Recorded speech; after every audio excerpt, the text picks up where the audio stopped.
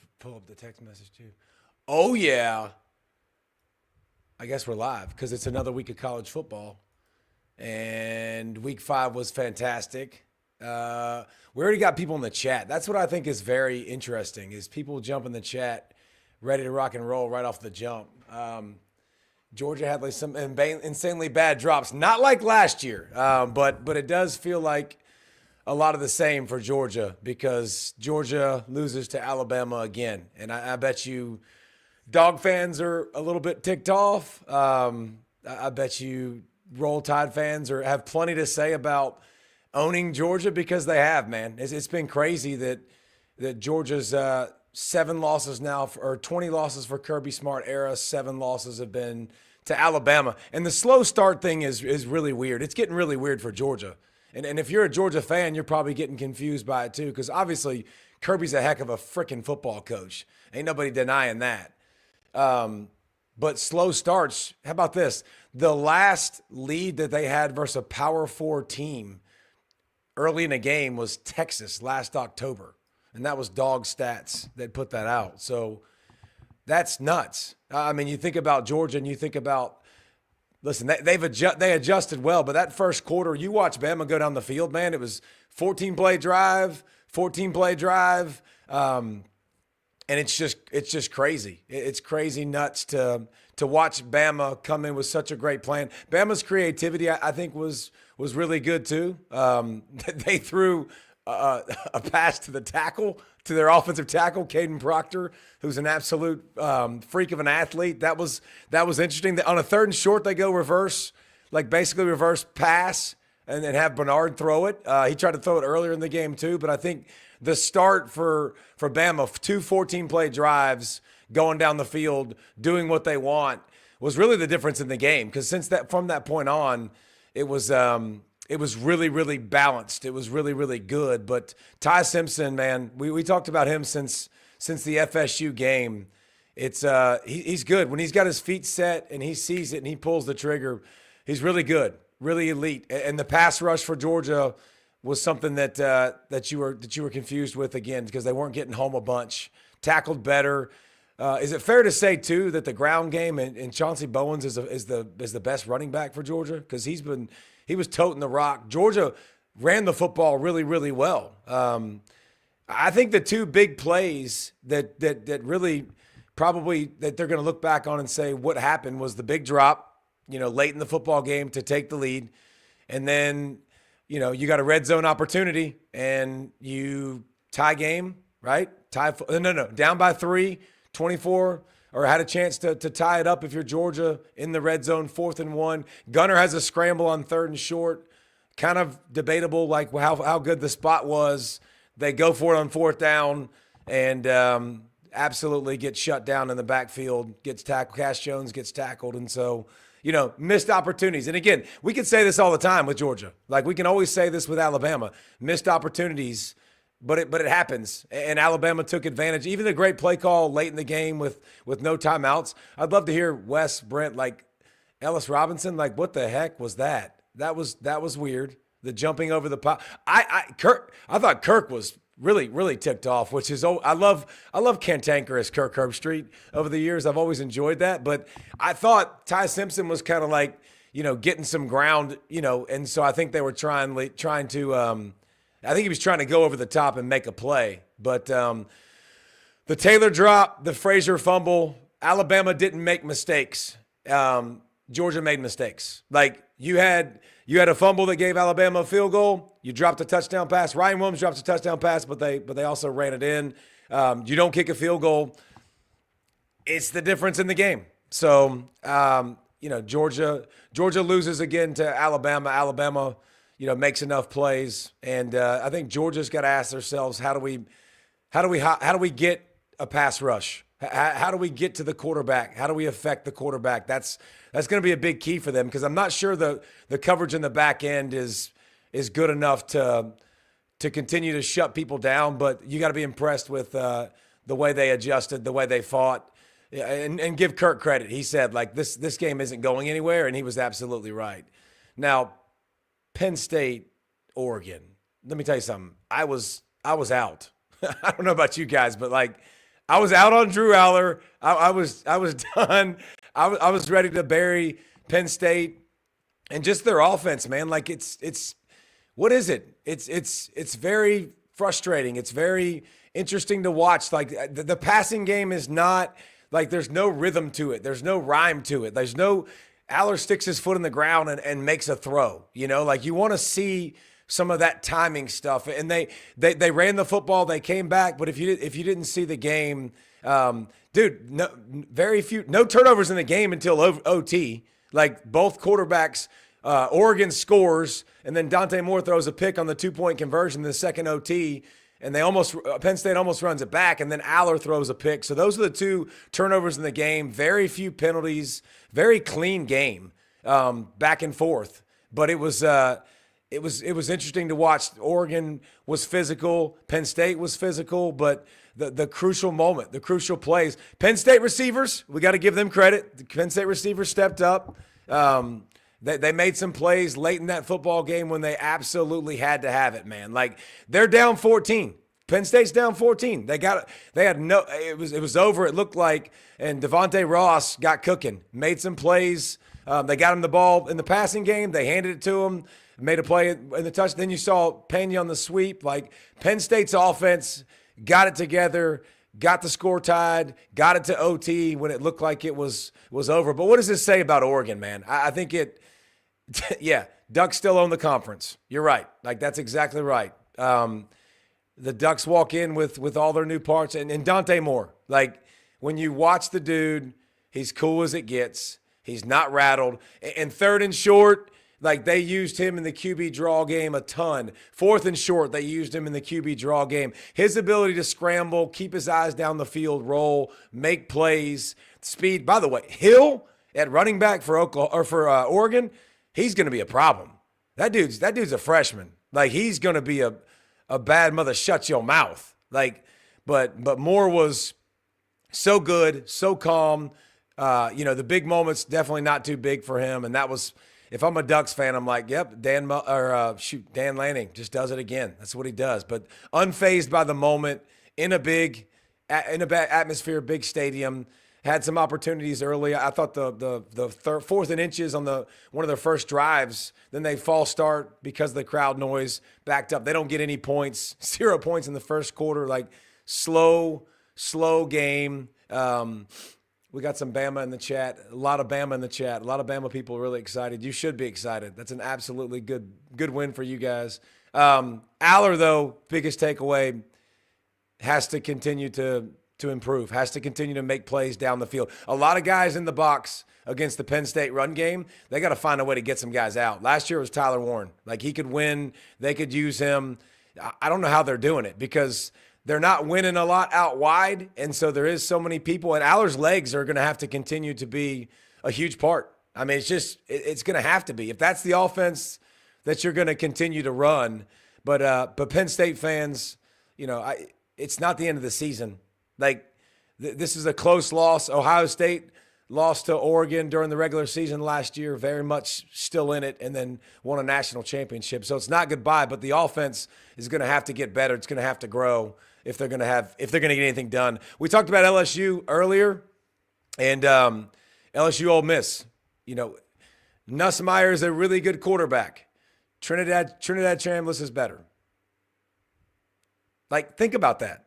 Just think about that. Like, that's weird to say. It doesn't make sense to say out loud. But Ole Miss, they found their guy at the QB, and it's his slipperiness, it's his quickness, it's the ball getting out of his hands really, really quickly. He throws the ball over the middle at a really good rate, man. He threw the one pick, which I didn't think it was that bad of a throw. It was a contested play, but he'd been throwing that since the second quarter. Like, that's something that he's been throwing. Like, when he found one-on-one coverage on the outside, he threw the football up to his guys, drew a bunch of PIs. But Ole Miss's offense, Trinidad goes for right at 300, rushes for another almost 70. He's had a couple 300, 100 games already. Name me a better player in the country. Like, name me a guy that's had better moments so far since he's been in there. This is a huge moment against – we all say it. Like, every analyst you have heard from says LSU's defense is one of the best in the country, right? Everyone. And so they're aggressive. Bullets are flying. He's calm. He's chill. He's collected.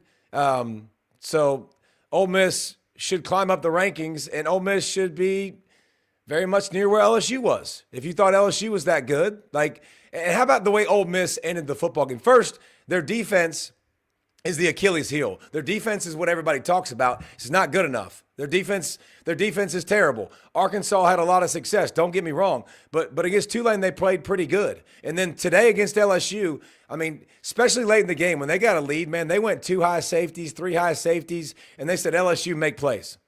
Make plays. If you're going to make plays on us, they rushed the passer with 3 down. They got home. They affected Nussmeier, and Nussmeier in this offense too. It's strange to see, but Ole Miss's offense was so much better. I mean, so much better. They were when you put it together and you looked at it, I think Ole Miss's offense was close to 500 yards. What was it? Let's look it up real quick. It was close to. I mean, Ole Miss had 14 penalties. They had 480 yards, and then they had, obviously the penalties that cost them. But LSU had 254 total yards. That's crazy. I mean, LSU's definitely got to be better when it comes to the offensive side of the football. There's too much talent. I know the offensive line isn't great. They quit trying to run the football altogether, and I think that has to. I have LSU fans in my life. I know y'all have some LSU fans in your life. My pastor's an LSU fan, but I know some other guys too, and they complain about Brian Kelly a lot.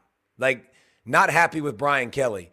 Brian Kelly, Lane Kiffin immediately takes Brian Kelly's quote from this week and slaps it on social media because that is Lane, and that is fantastic. I love the trolling, but they used the bulletin board material, and Ole Miss came up big, but if you're looking at big games so far and you looked at those were the 3 biggest games of the day, but Georgia can't get the monkey off their back with Alabama.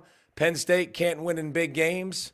Those are huge takeaways that you're going to continue to talk about. We've got to talk about that from that point on, because that's a big part of what's going on in college football so far. So next. Where do we want to go next? There was so many good games, but I think I learned that, one thing that I learned today, I learned that Ohio State has the best defense in the country, and that's bold, but literally, we talked about Washington's offense and being able to run the football with Coleman, with Williams, and you saw it, man. Washington got off to a good start. That place was rocking. We told you that place is the nation's second longest winning streak for a reason. Nation's second longest winning streak went down at home winning streak. Nation's first longest winning streak home down with Georgia. So both of those teams, losing today. But Ohio State, what stuck out to me is their defense being the best in the country, but just the way they get their QBs comfortable, the way they coach the QB position, the way they coach offense. I thought Bama did a really good job with it too, but rolling their quarterback more than they have. Coming out in the second half, it was a lot of first down throws from Julian Sand. They absolutely got him because Washington was loading up. They wanted to ease him into the football game. I get it. And it was some mistakes early that helped Washington really, be in this game longer than they should have. But, because Ohio State goes down the field, they get inside the 5 on the first drive. They get a turnover on downs. Credit to Washington. Washington gets stopped. They punt. Ohio State fumbles the football. So on their side of the field. So that's 2, kind of mistakes early. And obviously to be able to calm your quarterback down and to be in that moment, to get the ball out quick. Ohio State got the ball out of their hands quick. They ran the little shallow screen to Jeremiah Smith for a touchdown when they saw zero coverage, rolled the pocket. They just do such a really good job of developing their quarterback, and Julian Sane continues to be really, really good with the football and things getting out of his hands. And, 15 of 17 with the ball with 2.5 seconds or less for 2 touchdowns, which means he catch it, he throw it fast, he gets it to his guys do some damage. And especially had to do that in that atmosphere. I don't think Washington's going anywhere. I still think Washington's going to be a good football team. with Williams running it. Now, the difference in the football game was very simple. Williams and the offense moved the football for Washington. They possessed the football. Dude, they had it for 11 of 15 minutes in the first quarter. Like, Washington they forced turnovers and did the game plan just like they needed to. One of the best attributes of Washington to this point, 16 trips in the red zone, 15 touchdowns, 1 field goal. 2 straight trips in the red zone to start the football game. Guess what happens? They get 6 points. And that's a credit to Ohio State's defense. And I wonder if you want to at me for the field goal. I mean, the fake field goal. Was it that good? It wasn't organized? I didn't love it for Washington. I thought Washington had a lot of momentum up 3-0. They run that fake field goal. Apparently, they didn't know it was a fake field goal because you could tell they were blocking. One guy was running to throw it. Missed opportunity to maybe get some points.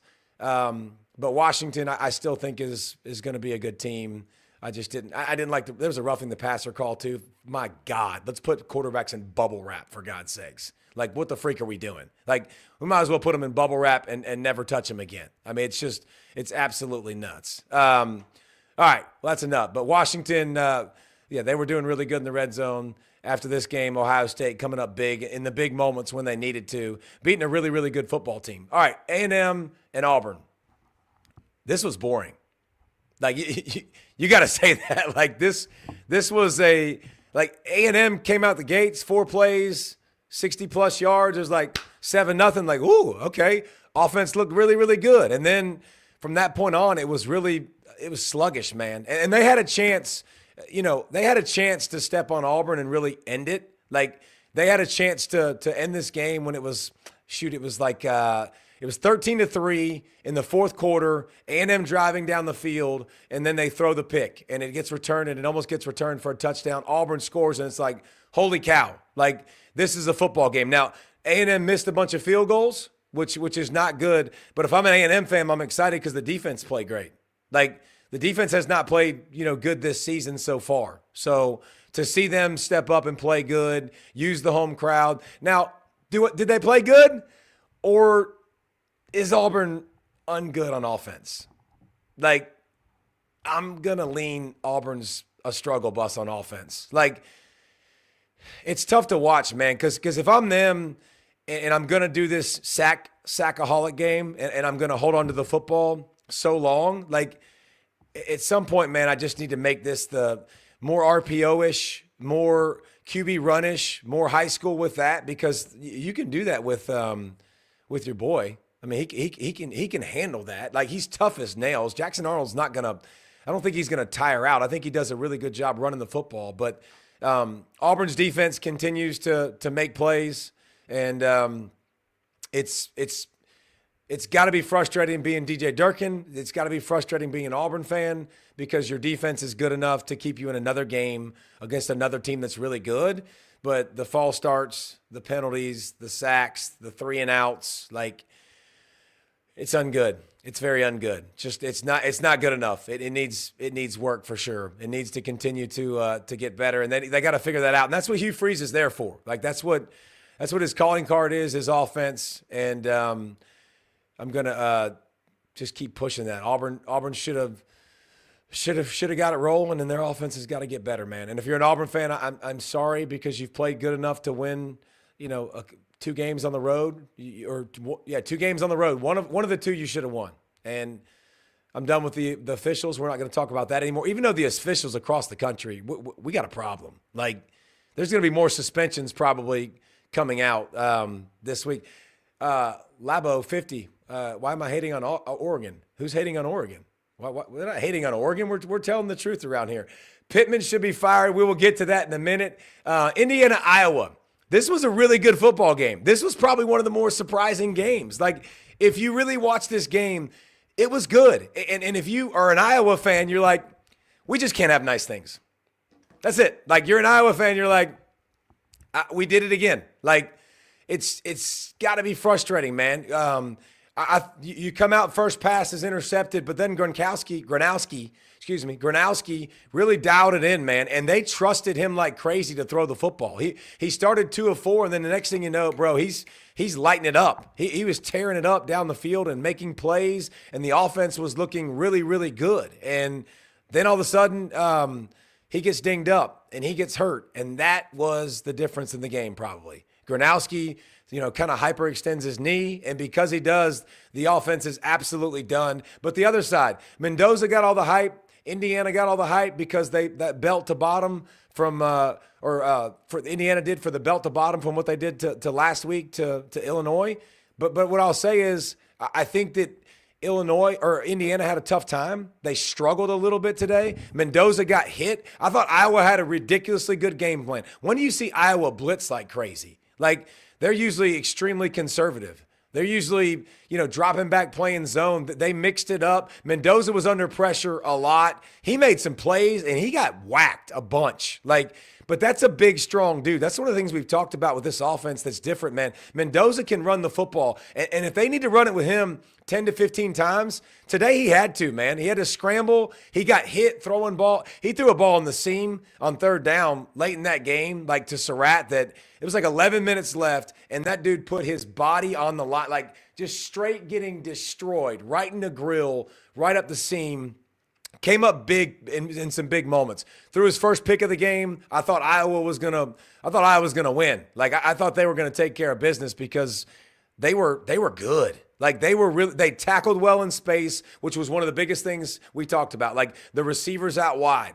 That's something that's gonna happen, a good bit. But it's interesting to watch. He was pressured on 12 dropbacks, and he was 2 for 6 on those for 45 yards, got sacked twice, 4 scrambles. They brought 5 or more on 17 dropbacks. Iowa did. That's not Iowa. When you watch Iowa, they drop back and they play conservative. And they gave up a touchdown with it, but they also forced the pick with it. But I think if you're an Indiana fan, survive in advance, didn't play great, played a tough team that's got a mauling group up front on the offensive line that can be tough to play, and you took care of business. And that's all that really matters. It doesn't matter. It's not going to matter how in the end. That all that matters is that you got the win. So good survive in advance for Indiana. Tennessee, Mississippi State. Okay, here's my thing with Mississippi State. I think Mississippi State's one of the most improved teams in the country. They have to be, right? They literally are proving themselves week after week now that they're not a fluke. And Tennessee, you got to go on the road. You got to make plays. You got to win. Tennessee's been great at home, minus Georgia. On the road, they've really struggled. And this was an opportunity to fold the tent, but because Joey Aguilar throws 2 interceptions, which 2 of them bounced off of his tight end. It wasn't like it was the Joey Aguilar from App State when the ball was awful and it was, thrown really, really bad. So I do think that it was decent throws, but they were picks. But UT gave Mississippi State 3 turnovers, basically a 20-yard drive, a 26-yard drive, and a 27-yard drive. So they gave them the ball on their side of the field 3 times. And Mississippi State immediately turned that into 21 points. And so you could have lost this game. You could argue that in the past they might have lost this game, but what happened? Their defense came up huge, man. Their defense came up big for them because their offense put them in a bind. They gave up 21, but their defense scored 14. That's big time. Scoop and score for Josephs, which was big time, and Hood had the INT, the pick 6. So, for Tennessee, big time. Making plays in the clutch, and then in OT, it was like a reverse Georgia game. You have the long run, and then you get the stop, and you get out of there with a win. So, I bet Tennessee fans, your cowbells ringing in your ears, and you're still hearing that, but you got the dub, and that's all that really matters. Next game, USC-Illinois. This was a weird game. This was a kind of a crazy game. Real quick, Louisville, a sleeper in the ACC. They were asleep for most of the game today and somehow find a way to win. They got down 17, caught some serious breaks in the special teams, but Louisville is still reigning supreme and undefeated. USC, man, I think that USC had the early morning kick, and they came out sluggish. and if we're going to be honest, I want to say this out the jump. USC was down their left tackle. They're down their best safety. They were down their best receiver. Like Jacoby Lane was playing a little bit like in spot duty. But Illinois, after the thumping last week, what are they going to do? Offensive line got beat up in Duke, got beat up in Indiana. Signetti took shots. How do they respond? Like, it was a business-like response. It was a put the suit and tie on. Like, you got to give them some serious credit. First possession, force USC into a fumble, go down the field and score. And I think the most interesting part about Illinois was they really found the run game for the first time this season. And I think it started all right up the middle. Everything was up the middle. And I think that's the weakness of USC. So that's where they wanted to attack them. But it was straight up the middle. It was breaking tackles. It was running hard. It's really interesting to watch them in the red zone because they're super creative, and I absolutely love that about Indiana. They bring in the quarterback run. They do Philly special. Like Beatty's gonna throw a touchdown. He's gonna catch a touchdown. Like he'll run it in. He's kind of done it from all the different ways. But USC, I really want to ask Brent this question because Brent, can I ask you a question? You always listen to me over here? Okay. You can always ask me a question. I'm always listening. Okay. So I don't understand analytics. So I want you to explain this to me. Like you score and you're USC, you make a big play and it's going to be 17-24. Like it's going to be a 7-point game late in that game, but you go for 2.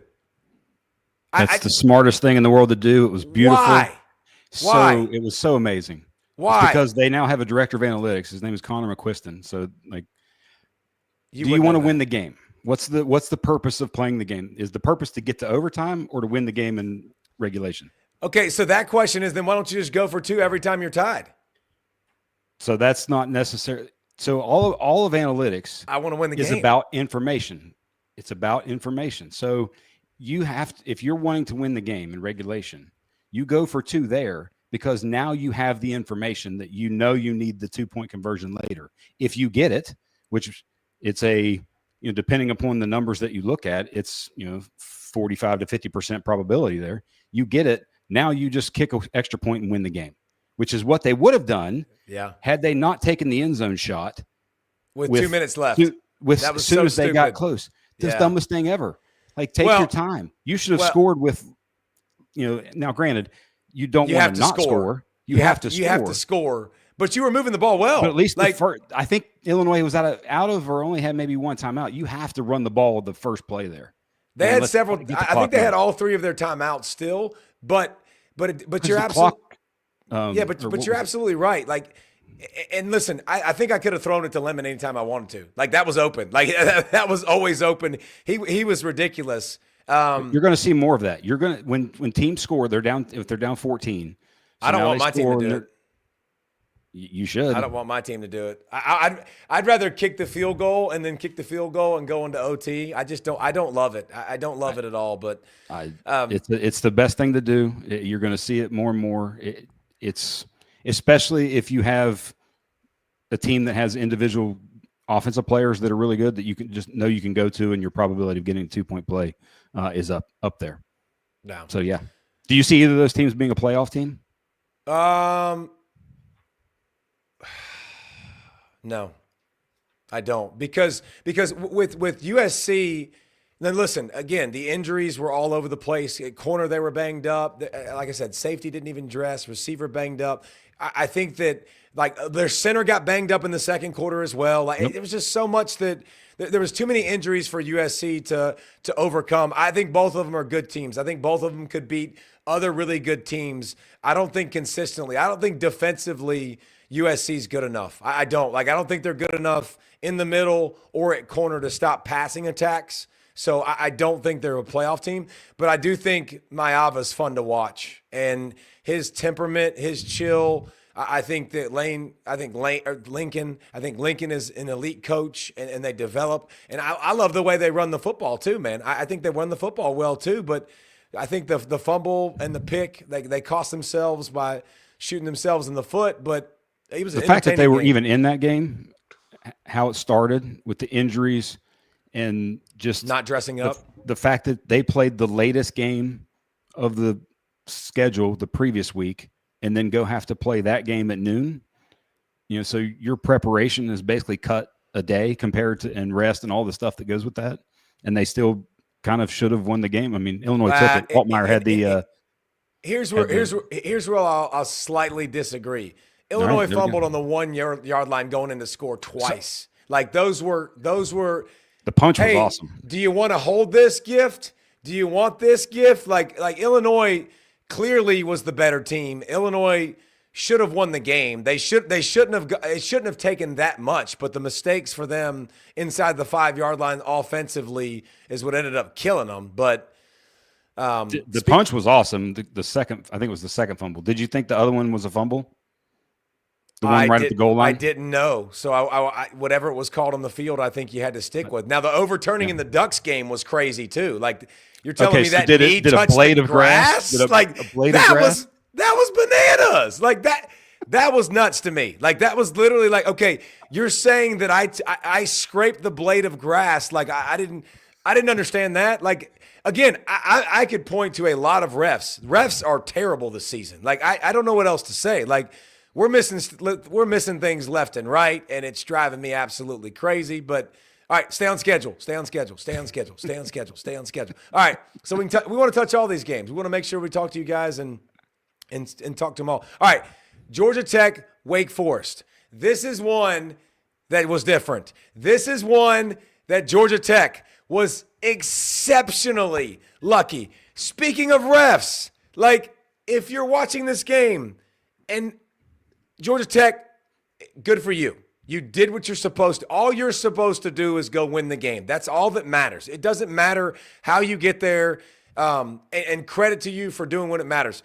The offsides, Robbie Ashford, by the way, who knew Robbie Ashford that played for Wake Forest, the guy that played for Auburn, the guy that played for South Carolina? Like he's been all over the place. I think it's his 6th year. He was playing for Wake and he was balling out of his mind, man. Like running the football, throwing the football, making big plays. They're up 20-3, ball game over. You think Robbie Ashford gets hurt, doesn't play. They bring in their backup. The offense stalls out like a mug. It goes to heck in an absolute handbasket. Like it is atrocious, and they can't do anything.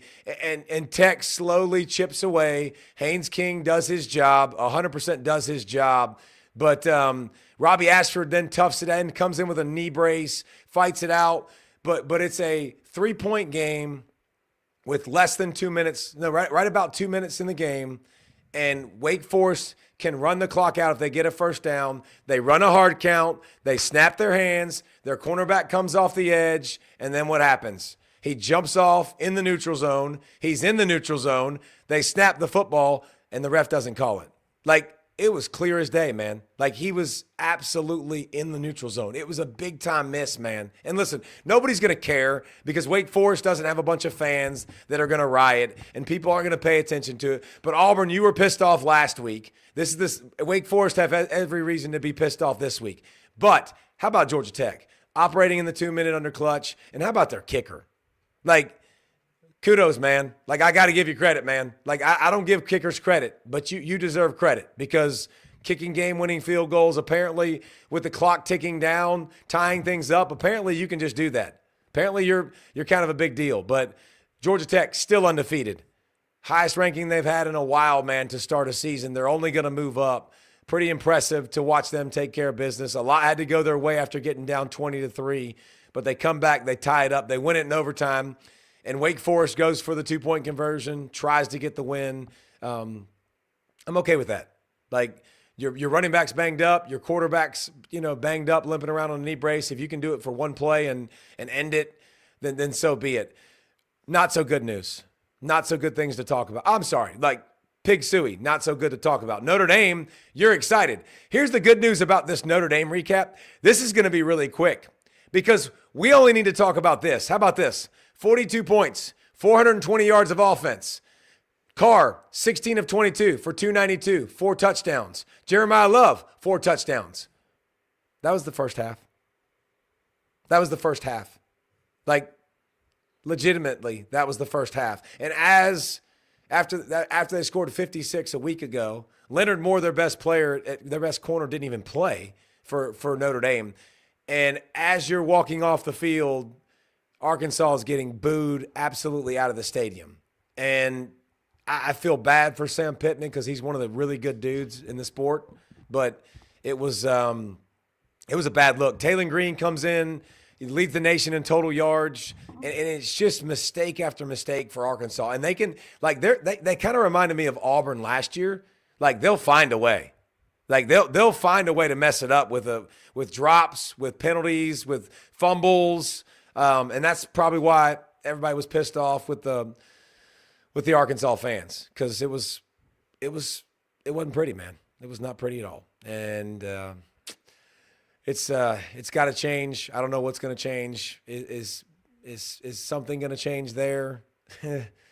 Probably when you start getting that reaction, right? When you get the boo birds out and everybody's upset, you're probably going to start to lean towards change at Arkansas, even though Sam Pittman's been in a bunch of games. It seems like they've been in a bunch. Now, today they were not, but like they've been in a bunch of close games, but not found a way to win, and that's been their biggest problem.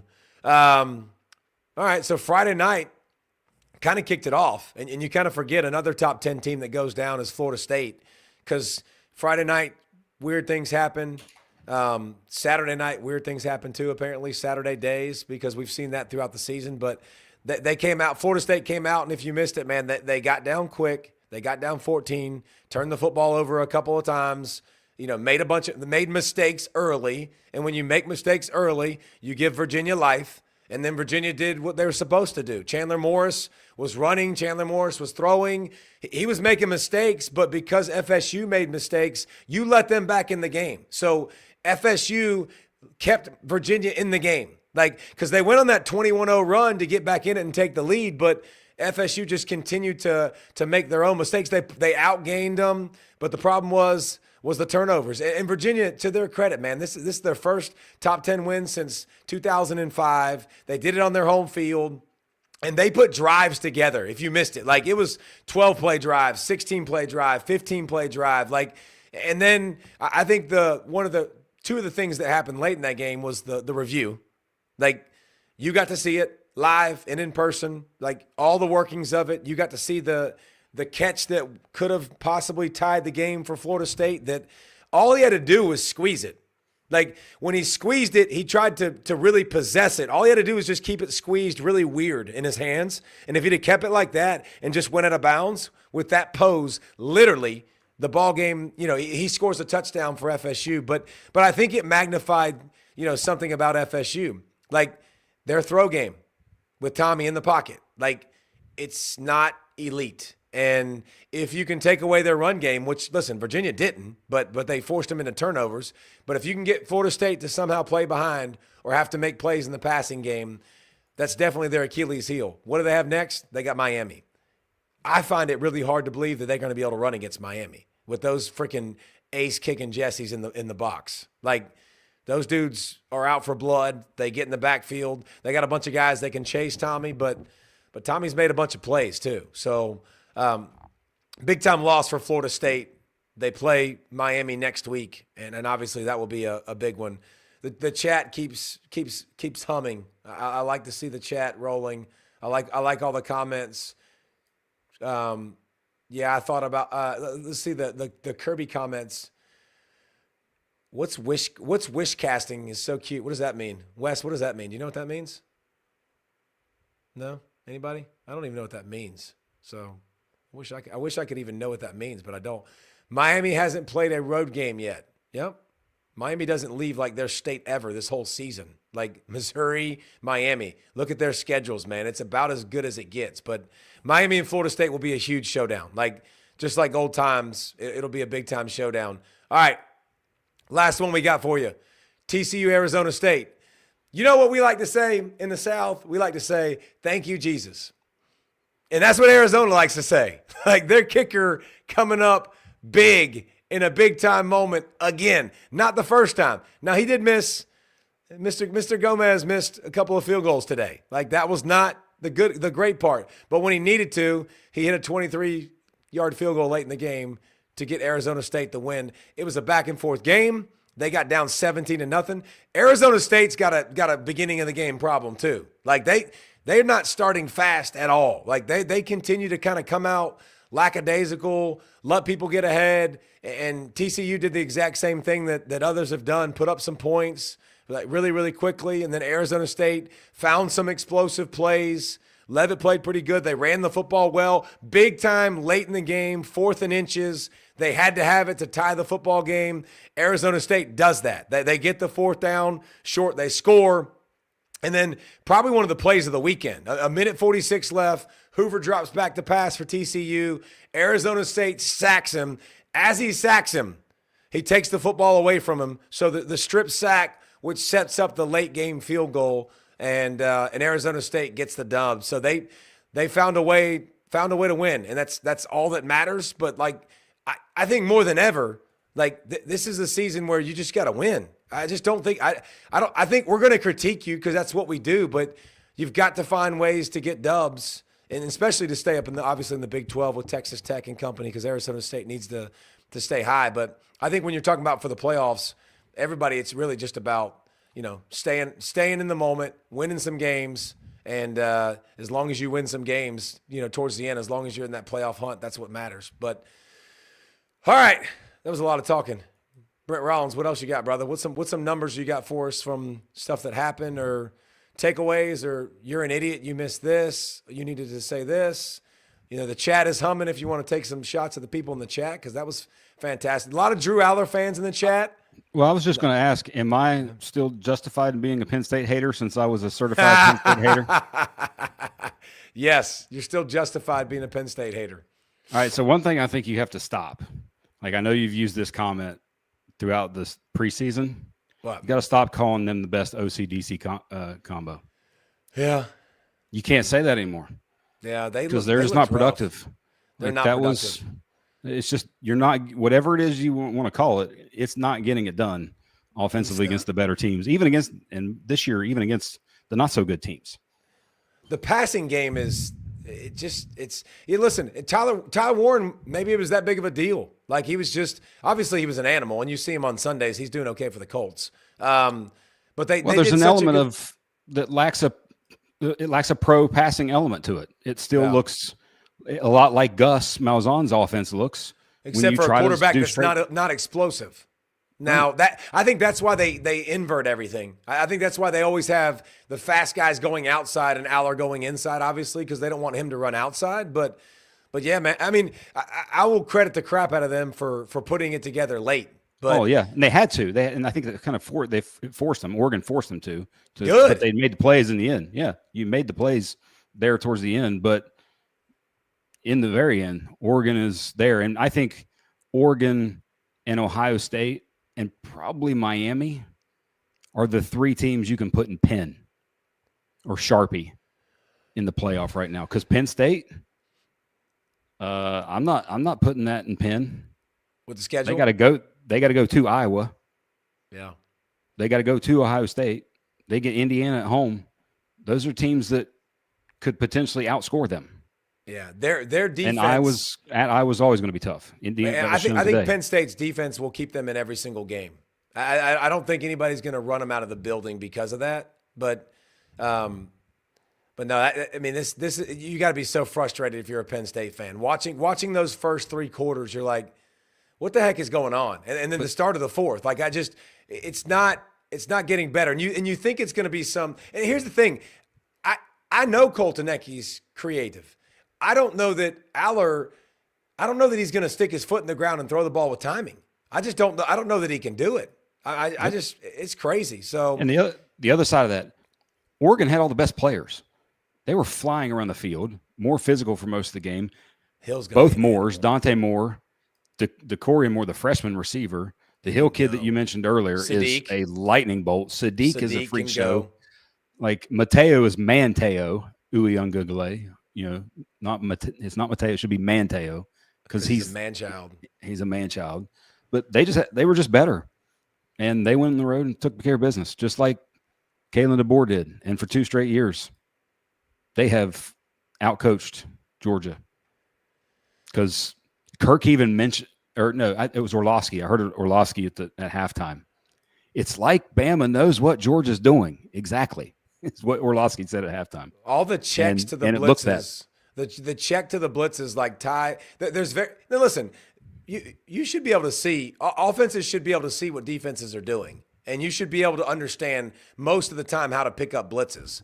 But like there was very few free runners, and Ty Simpson, he just deserves a lot of credit too. Like Ty Simpson's good, man. He's really good. He's got some good weapons, and they're freaking creative. Like they are really creative offensively. Ryan Williams is still dropping passes. Ryan Williams still chooses whether he wants to block or not, which is not good. Like it's frustrating to watch because the dude's got so much freaking talent. Like he's so much talent, man. Like, but catching the ball still against his body. But yeah, Indiana though was a surprise today. Indiana and their speed that usually wins out, like the physicality of Iowa winning out. Like I think Penn State can do that to Indiana. Penn State absolutely has the horses to do that, but yeah, if it won't matter that much with Oregon unless they're going to continue to block better up front. So the biggest thing I saw from the UGA side of things, they didn't look under control.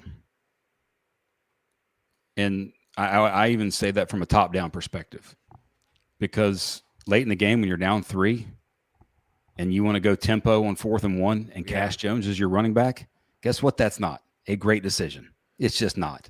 Not a great decision. Not in the short yardage when you've got especially because you played so good. Like their defense really did do a good job. But like, see, that's the interesting thing because we can always do different things on different sides. Like you would also say that about Alabama. Like you're taking 3 timeouts in the first half because you can't get your crap together. Like you're letting the play clock run down. And if you want to know what decided the game, like if you go back and you say that halftime, like how do you let that happen? Like, okay, Alabama put drives together. If you want to put drives together in the first half, Alabama did that. They put drives together. 2 14-play drives. They were great. They were perfect, by the way. They were perfect on third downs. They were making good throws, making good plays. Georgia did a good job of adjusting, but they went 75 yards on 8 plays in a $134 with no timeouts. Georgia called timeouts. Georgia let them get a little bit creative. Again, rushing the passer was a little bit of an issue. It's going to continue to be an issue. But I actually thought stopping the run game, Georgia was really, really good. I thought Alabama was really good being creative. Like I think that's actually why Georgia got back in the game. They stopped the run. They said run it. Like they stopped bringing blitzes. They just said, all right, we're going to rush 3, maybe 4, and we're just going to cover you. And if we get home, we get home. Ran it. Georgia ran the football. Yeah. Like that was vintage Georgia that won championships. And if that Georgia shows up consistently, like, and moves people off the ball, like that's going to be a problem for everybody because the backs can go. Like the backs can absolutely go. So to recap, looking for both teams, like Georgia, you're not out. The right what? No, and you got 2 true freshmen that are starting on the right side of your line. You're going to get better on that side of it. Alabama just needs to find diversity in their running game to complement the passing game. They don't even have a run game. They didn't need it. They just go spread. They just throw. They didn't need it. They were like, you know what? And I do think that's one thing they'll have to do. But to recap, Georgia loses to Alabama again. Penn State loses a top matchup, a top 5 again. Which need those are 2 things in college football that going forward, like those are like the big time game is one thing. Kirby and company can win big games. They just can't beat Alabama. It continues to be an issue. Like, and it wasn't at home. It wasn't at home. Now they're at home. They were at home. And Lane Kiffin wins again. And Lane Kiffin does what Lane does. And I just, that might be the story in college football. Trinidad he's already benched 2 of his losses. Trinidad might be the story. Like he might be the biggest story in college football. We might be doing like a 30 for 30 on him at some point. I know somebody will be doing game day snippets on him and what he is and where he came from because he's incredible. Like just the ability to run, the ability to better throw. than Nussmeier from the pocket. That was the most shocking thing. But the interesting thing about him is he's so short. Like he's not tall. And so he gives me vertically challenged. He gives me don't say that, Brent, right? He gives me Kyler Murray vibes because he's got a little bit of that. Like he's got the laser and he's got the quick feet to go. But he gets some balls batted down, but they do a really good job in their offense spreading you out and creating enough passing lanes. And in the middle, they're protecting better. Early in the season, they really struggled, with pressure up the middle. Trinidad comes in, and now his ability to run and make you have to spy, like in the running, Lacey all of a sudden goes through the roof. So Ole Miss, obviously, huge win, and back-to-back seasons again where they're going to be very much in the mix, which is what they want. So again, if you missed the whole day of college football, we got you. Like, we got you covered. We just gave you the whole gamut, and even touched on to Georgia and Alabama again because we had to hammer that home. But all right, we'll be back again soon. Tomorrow, the next day, one of those days, basically some of the days soon. Wes, when we'll be back? That's Monday. Yeah, we'll be back Monday. Yeah, I really wanted to, Wes, I didn't hear from you at all today. Like, I really wanted to hear something from you. Just anything? No, I'm not going to hear from Wes. It's okay. All right. Well, we appreciate you guys joining us. Continue to rate, continue to subscribe, continue to follow all our stuff. We appreciate the growth, and we will keep working, and we'll see you soon, dudes.